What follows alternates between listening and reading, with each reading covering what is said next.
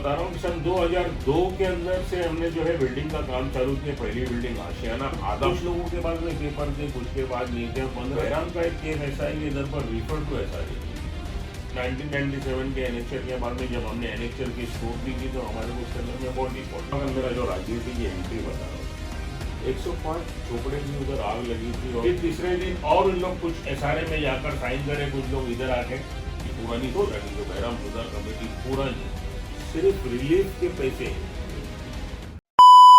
शब्बीर भाई, जैसा मैं जानता हूँ कि मैं भी यहाँ पे ही रहता हूँ और आप भी वार्ड नंबर 96 में रहते हैं और बहुत टाइम से हम लोगों के इश्यूज उठा रहे हैं जो वार्ड नंबर 96 के अंदर जो स्लम्स इश्यूज हैं।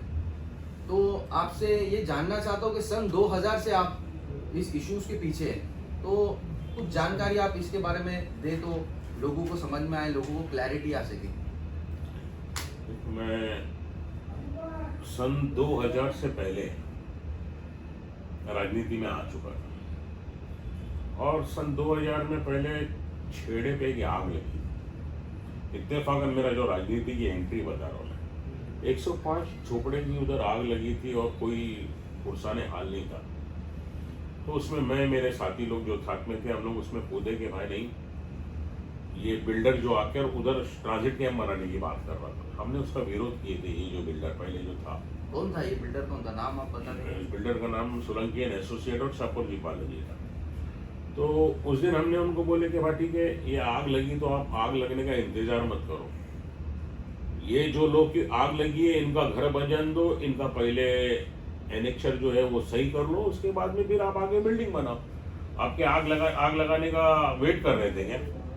उसके बाद वहां से हमारी राजनीति जो है, मतलब राजनीति क्या बोलूं, ये सोशल वर्क था और वो सोशल वर्क जो है वो लोगों को पसंद आया था वहां पर। और हमने उधर पर 105 घर सिर्फ रिलीफ के पैसे से बनाए, किसी से पैसे लिए नहीं। और 105 घर आज भी आप देखेंगे तो बहराम के छेड़े पे जो आग लगी थी 105 घर का बनाने में लीड में कर रहा था, मेरे साथ में पूरी टीम थी, सब लोगों ने मदद करके काम किया। ठीक है, मैं एक बात जानना चाहता हूँ, जैसा कि कोर्ट में मैं खुद रिप्रेजेंट करता हूँ, तो आज तक यहाँ पे जो है वो डिमार्केशन क्यों नहीं हो पाया? मतलब जो सर्वे है वो क्लैरिटी में नहीं है। कोई बोलता है कि जो एक स्ट्रक्चर है वो बाहर है, फिर कोई बोलता है ये स्ट्रक्चर अंदर है। तो जो लोग बाउंड्री पे है और जो पतरे वाली गली है, जैसे जहाँ तक मैं जानता हूँ, तो वो लोगों का क्या होगा और ये हो क्यों रहा है? मैं तुमको पहले थोड़ी सी स्कीम समझा देता हूँ ये क्या है। 1997 में मैं सिर्फ कलेक्टर एरिया की बात कर रहा हूँ, पूरे वार्ड की बात नहीं कर रहा, जो जहाँ से हम लोग ने डेवलपमेंट का काम चालू किया वहाँ की बात कर रहा हूँ। 1997 में एनेक्चर 2 बना। अब उस एनेक्चर 2 1997 में एनेक्चर का मतलब किसी को मालूम नहीं। तो उस एनेक्चर के अंदर में पहले की जो सोसाइटी थी उन लोगों ने बहुत सारे लोगों का नाम मिसिंग वगैरह, किसी का नाम डबल, किसी का नाम एनेक्चर के अंदर सारे पेपर रहने के बाद में नो आए। तो उस चीज को फिर जब ये मामला हमारा आग लगने का खत्म हुआ तो पब्लिक हमारे पास आना चालू करी, तो फिर हमने इनकी लड़ाई उठा के अपने आंग पर ले ली और फिर वो लड़ाई लेते लेते लेते ऐसा हो गया कि मामला सुप्रीम कोर्ट तक चला गया। मतलब इनको हमने पहले कोऑपरेटिव, ये पुरानी सोसाइटी जो बहराम सुधार कमेटी पुरानी, उसमें जो पुराने हमारे जो थे खान साहब और अपने जो जियाउद्दीन मोमिन साहब, जफरुल्लाह भाई, तो ये लोग 1997 के एनेक्चर के बाद में जब हमने एनेक्चर की स्क्रूटनी की तो हमारे को उसके अंदर में बहुत डिफॉल्ट लगा और फिर बिल्डिंग का काम भी पूरा रुका हुआ था। मस्जिद के पीछे की थोड़ी सी जगह थी और बिल्डिंग का काम पूरा रुका हुआ था। तो हमने हाईकोर्ट से स्टे लिया कि भाई पहले इन लोगों को जो भी है तुम नो वाले और जो refer to S R. Bahram का एक केस ऐसा है कि इधर पर रिफर टू एस आर है। अब रिफर टू एस आर कैसा है कि जो लोगों को ये हट रेनोवेशन स्कीम से स्कीम चालू हुई, इधर पर 5 बिल्डिंग बनी, तो 5 बिल्डिंग में जिन लोगों ने 34,600 रुपया भरा उनको बिल्डिंग में रूम मिल रहा है। अब वो बिल्डिंग जो बनाने का है उसके लिए झोपड़े बोड़े तोड़ने का है। अब जिनके झोपड़े आ रहे हैं वो उन लोगों के पास पैसा नहीं है, तो वो लोगों ने क्या, उनको क्या किया, सोसाइटी ने थोड़ा शिफ्टिंग वहाँ कर चालू की। तो किसी किसी को फर्स्ट फ्लोर पे शिफ्टिंग दिया, किसी को कैसा दिया। मतलब ये तो पूरा PhD है मेरे पास, मेरे से कोई भी आके बात करे ना इसके बारे में तो मैं इतना गारंटी के साथ में देता हूँ कि 100 के बीच में बोलूँगा तो फिर मैं जो बोलूँगा तो इस स्कीम की नॉलेज की बात करूँगा, मैं हवा वाली बात नहीं करूँगा। तो उसके बाद में फिर हाई कोर्ट गए, हाई कोर्ट ने स्टे दिया, फिर हाई कोर्ट ने 1.5-2 साल के बाद में स्टे हटाया। फिर हम सुप्रीम कोर्ट गए।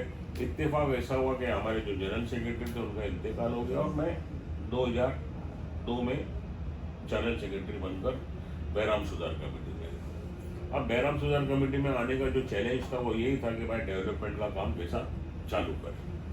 अब डेवलपमेंट का काम जब चालू करने का तो जितने भी लोग बिल्डर के अगेंस्ट में थे, फिर हमने उनसे बैठ के बात की कि भाई क्या करने का, अभी ये लोग जनरल सेक्रेटरी का ऑफर दे रहे हैं।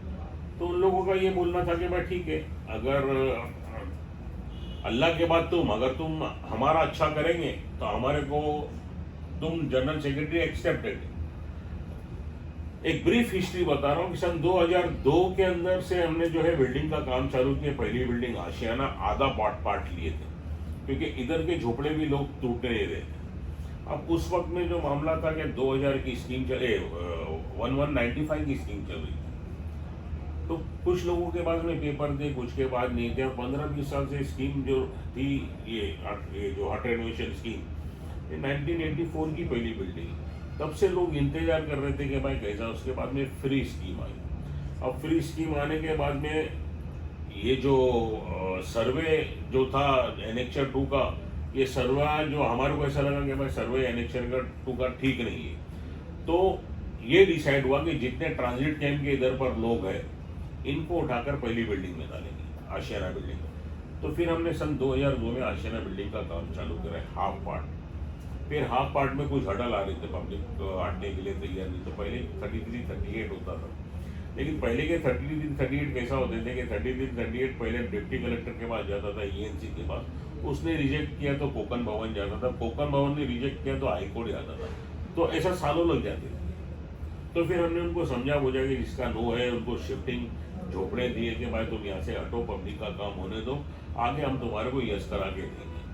तो हमने फिर आशियाना बिल्डिंग का डेवलपमेंट पूरी का चालू करे। 2004 में हमने आशियाना बिल्डिंग बना दी।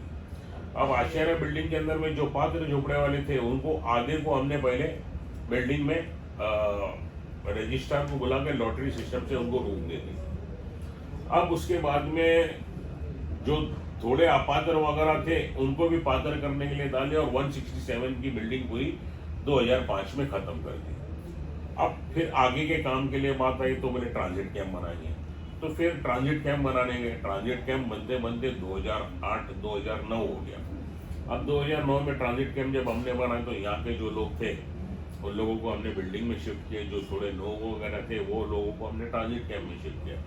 फिर बिल्डर ने सोसाइटी को क्रॉस करके, मतलब जो मैं बहराम सुधार कमेटी को क्रॉस करके वो फुल वाली गली चले गए। अब फुल वाली गली के अंदर में उन्होंने झोपड़ा खाली करना चालू कराया। झोपड़ा खाली कराना चालू कराने के बाद में जो फुल वाली गली की एक कमेटी बनाई, उधर पर फिर थोड़ा हाथ रुक गया कि भाई ये नहीं हो पा रहा ऐसा।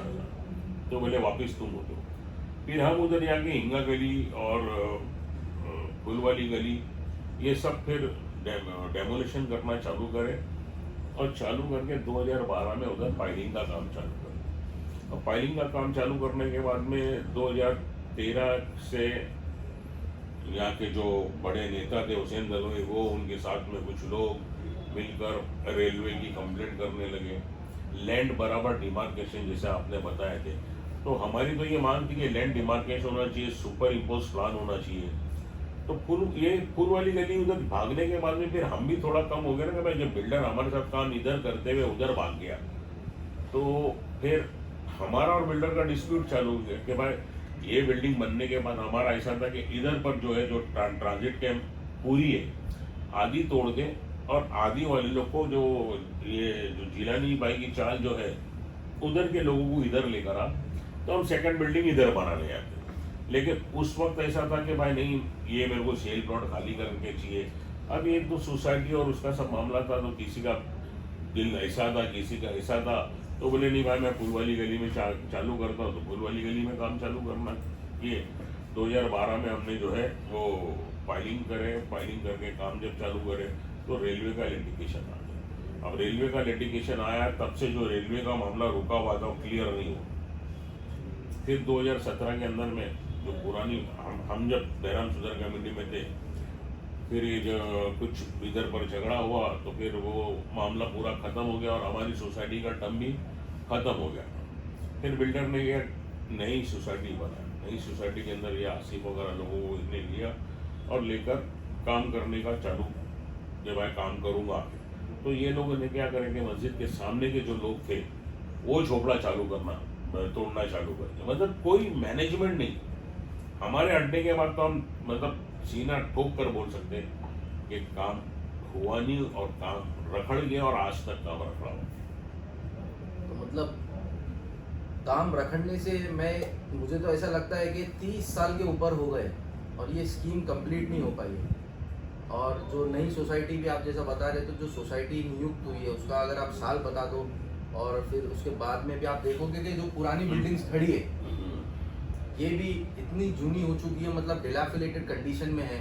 यहाँ कोई देखने वाला नहीं है, कोई कुछ करने वाला नहीं है। जो डेवलपर का काम था सोसाइटी फॉर्म करके देना, उनकी ओनरशिप सिद्ध करना, डेवलपर ने वो काम भी नहीं किया, पहले के डेवलपर ने।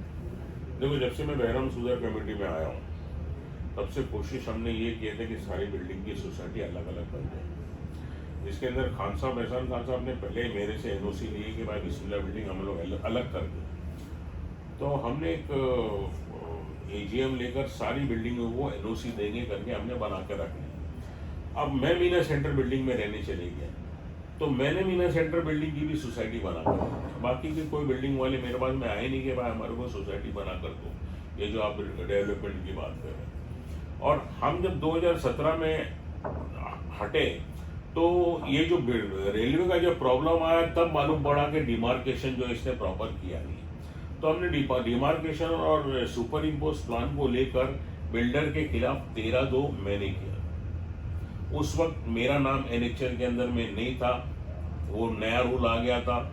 तो मैंने रियाज एनएचएल नंबर 164 उसको लेकर एसआरए के अंदर में जाकर बिल्डर की कंप्लेंट किया कि इसने ये इलीगलिटी किया है। उसके ऊपर में हमारा ये था कि 2017 में जब ये नई कमेटी बनी तो इसका सर्वे जो था, ये जो अभी नई कमेटी वाले थे, जिलानी भाई थे, ये लोगों ने सर्वे कराए। सर्वे कराने के बाद एनएचए 2 बाहर आया, उसमें ए बी सी कुछ समझ में नहीं आया कि इन लोगों ने कौन से हिसाब से एनएचआर बना। अच्छा, एनएचआर बना तो ठीक है, अब बिल्डर उधर पर बैठा हुआ है, बिल्डर ने लोगों को भाड़ा दिया है, तो जो लोगों को 150-200 लोगों को जो रेंट दिया था वो तो झोपड़े टूट गए। अब वो झोपड़े टूटे तो उसके अंदर में नो वाले भी झोपड़े थे, ये तो रेंट दे के हटा रहा था। अब नई नई स्कीम सब आ रही है, मैं आपको पुरानी स्कीम की बात कर रहा हूँ। तो 2017 के अंदर में जब मैं गया तो 13-2 के अंदर में मेरे को ये स्कीम की इंक्वायरी का एक ऑर्डर मिला था, और एक ऑर्डर मिला था मेरे को कि door to door survey biometric, वो ऑर्डर मेरे पास आज भी है। तो 2017 में इन लोगों ने फिर बिल्डर के साथ में कोई काम हुआ नहीं, कुछ नहीं हुआ। इनका 2021-22 में कुछ डिस्प्यूट हो गया। उसके बाद में ये सोसाइटी ने 13-2 जो हुआ था, तो 13-2 का जो सीओ का ऑर्डर है वो बिल्डर के फेवर में अबू सोलंकी, लेकिन इन लोग ने हाई पावर कमेटी के अंदर ग्रीवेंस कमेटी के में गए। तो ग्रीवेंस कमेटी के अंदर में लोग जब गए तो ग्रीवेंस कमेटी ने अबू के खिलाफ ऑर्डर दिया, मतलब अबू को टर्मिनेट कर दिया। तो 13-2 से जब टर्मिनेट हुआ तो ये सोसाइटी ने टर्मिनेट की, काम तो कुछ कर नहीं रहे थे। इनको नया बिल्डर मिल गया। बिल्डर बोले तो मतलब वो क्या, उसको क्या बोलूं मैं, ब्रोकर होएगा, क्योंकि बिल्डर जो होता है उसकी खुद की पावर होती है। तो एक ब्रोकर ओझा करके मिल गया। अब वो ओझा को लेकर टाइम पास करते रहे। अब उनको जब ये करने लगे तो फिर उनको ये मिला कि भाई डीएलएच वाला जो है वो काम करेगा। इनका और डीएलएच का कुछ सौदा हो। अब हम सुनने में आ रहा है कि भाई मैं तो कान से सुने, खाली ये बोल रहा वो बोल रहा, तो ऐसा मैं डायरेक्ट तोहमत तो नहीं लगा सकता, लेकिन खुद बिल्डर के लोगों ने और जिनसे मीटिंग करने बोले भाई जो पुरानी सोसाइटी है उसने 125 करोड़ रुपए मांगी। तो इन लोगों ने बिगर कोई इससे पेपर वर्क करके डीएलएच से जीबीआर कर दी। तो पहला जीबीआर जो है वो फेल हो गया। अब सेकंड जीबीआर जब करने का तो डीएलएच का नाम हट गया। तो डीएलएच ने अपनी मदर कंपनी जो है वो वशिष्ठ इंफ्रा को लेकर आया। लेकिन मैं जहाँ तक जानता हूँ कि जब 13-2 हुआ, तो पहला जो 13-2 आप जो बता रहे हैं, वो 13-2 में रोजनामा पे ऑर्डर है कि जो स्कीम है ये और जो लैंड है, तो सबसे पहले उसका डिमार्केशन वो आज तक पेंडिंग है। वो बिना डिमार्केशन के आप कैसे बता सकते हो कि कौन सा स्ट्रक्चर अंदर है और कौन सा स्ट्रक्चर बाहर है? देखो, ये डिमार्केशन की बात तो बात की है, यही कंप्लेंट के ऊपर में उसका 13-2 हुआ है, क्योंकि रेलवे में उधर जाकर डिमार्केशन फेल हो गया। तो जो नया बिल्डर, अब नया बिल्डू नया राज होता है ना, तो सोसाइटी भी नहीं और बिल्डर भी नया। तो जब डीएलएच आया, तुमने इसको जीवीआर करके दिए, तो तुम 13-2 की वजह से ये बिल्डर को लेकर आए थे, वशिष्ठ इंफ्रा को। तो 13-2 में जितने ऑर्डर मिले थे वो तुमको फॉलो करना चाहिए था। उसके अंदर में एक ऑर्डर ये भी था डिमार्केशन का, मैंने आपको बताया। उसके अंदर में order door to door survey का था। तो 13-2 बहराम सुधर कमेटी मैंने करके छोड़ दिया था, इसको इन लोगों ने फॉलो अप करे। अब वो बिल्डर का इनका क्या मामला हुआ, इन लोग ने बिल्डर को गुल करे, वो उसको वो पकड़ लिए ओझा को। ओझा ने फिर जो काम करना था वो सब बिल्डर ढूंढना चालू करे, उसके अंदर में मिल गए इनको डीएलएच। अब डीएलएच का जीवीआर करने से पहले इनको ये बात करना था ना कि भाई ये जो डिमार्केशन का जो मामला है इसको क्लियर करो, दूसरा जो सर्वे का मामला है इसको क्लियर करो। क्योंकि कोई भी बिल्डर काम करने के लिए आएगा तो पहले वाले बिल्डर ने जो 150-200 लोगों को रेंट दिया है, वो रेंट के जो झोपड़े टूट गए, वो टूटे हुए झोपड़ों का एनेक्चर कैसा पास होएगा, किधर किधर बैठ रहे हैं रेलवे के हिसाब से, तो प्रॉपर डिमार्केशन करना इनको चाहिए। तो इन लोगों को भी कुछ मालूम नहीं था। बदनसीबी हमारी कि इनको कोई रूल रेगुलेशन मालूम नहीं था। और ये जो बिल्डर को नए लोगों ने लेकर आए, उसमें एक मीटिंग इधर पर हुई, उसके अंदर में एक अमीर नाम का शख्स है, वो बोलता कि हमारे को जीवीआर का मतलब ही नहीं मालूम। जब तुम्हारे को जीवीआर का मतलब नहीं मालूम है तो तुमने तुम्हारी पब्लिक को इधर लेकर आके क्या कर दिया? अब कुछ दिन के बाद में ऐसा हुआ कि इनका जो इंटरनल जो भी कमर्शियल बातचीत की वो मामला जमा नहीं। तो ये जो जीवीआर इन लोगों ने कराए थे, ये 3 पट्टे में कराए थे। मतलब एक दिन जो रंग शारदा में हुआ, दूसरे दिन तुम्हारा क्या बोलते हैं रजिस्ट्रार के सामने हुआ, फिर तीसरे दिन और इन लोग कुछ एसआरए में जाकर साइन करे, कुछ लोग इधर आके। तो ये लोग फिर क्या करे, कोर्ट चले गए। कोर्ट जब इन लोग गए तो कोर्ट के अंदर में ऐसा हुआ, जब इनका मामला जमा नहीं, तो जो इन लोगों ने खुद जो करे थे उल्टा, वो कोर्ट को बता दिए। अब कोर्ट ने क्या बोला है कि भाई ये जीवीआर, ये जो वशिष्ठ का जीवीआर है, ये भी प्रॉपर नहीं है।